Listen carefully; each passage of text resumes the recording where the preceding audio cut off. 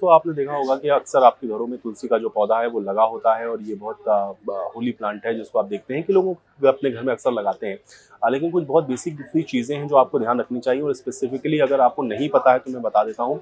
साफ सफाई या उसकी रोजाना पूजा पाठ करने से भी ज़्यादा एक ज़रूरी चीज़ है वो ये है कि आपको ये ध्यान रखना है कि इसके साथ ऐसे कौन से पेड़ पौधे हैं जो आपको नहीं लगाने हैं। तो ये जान लेंगे जब आप, तो आप ये देखेंगे एक तो अगर आपका पौधा ग्रो नहीं कर रहा है तो वो करेगा, और दूसरा ये है हो सकता है कि ये कारण हो कि आपके घर में तुलसी ना चल रही हो, क्योंकि ये एक बहुत बेसिक बात है। आप देखते हैं कि अक्सर और लोग आपको देखेंगे किस तरह की कंप्लेंट करते हुए अक्सर दिखते हैं कि मैंने तुलसी का पौधा लगाया और वो चल नहीं रहा है या वो सूख गया है। तो उसके पीछे के बहुत सारे कारण मैंने आपको बताए हैं। आज कुछ ऐसी चीज मैं आपको बता रहा हूँ जो आपको ध्यान रखनी चाहिए। हो सकता है कि आपके जहन में ये चीजें ना हो। जैसे कौन से प्लांट आप नहीं लगा सकते हैं। अगर आपने तुलसी का पौधा लगाया है तो उसके आसपास आप कभी भी पीपल या बरगद इस तरह के कोई प्लांट्स को आप ना लगाएं।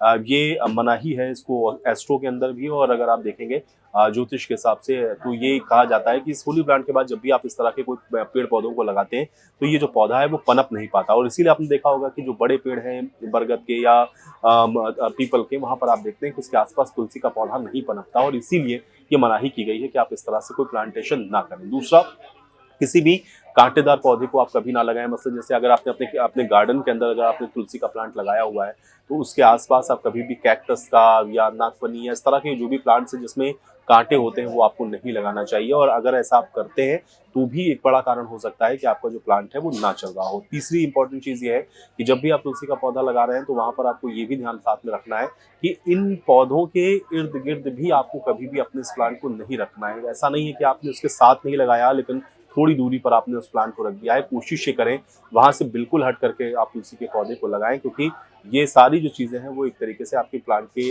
तुलसी का जो स्पेशली जो आपका पौधा है उसके लिए सही नहीं मानी जाती है। और यही एक बड़ा कारण होता है कि आप देखते हैं कि आपका पौधा बार बार सूखता है। उम्मीद करता हूँ कि जानकारी आपको अच्छी लगी होगी। मिलेंगे अगले वीडियो में।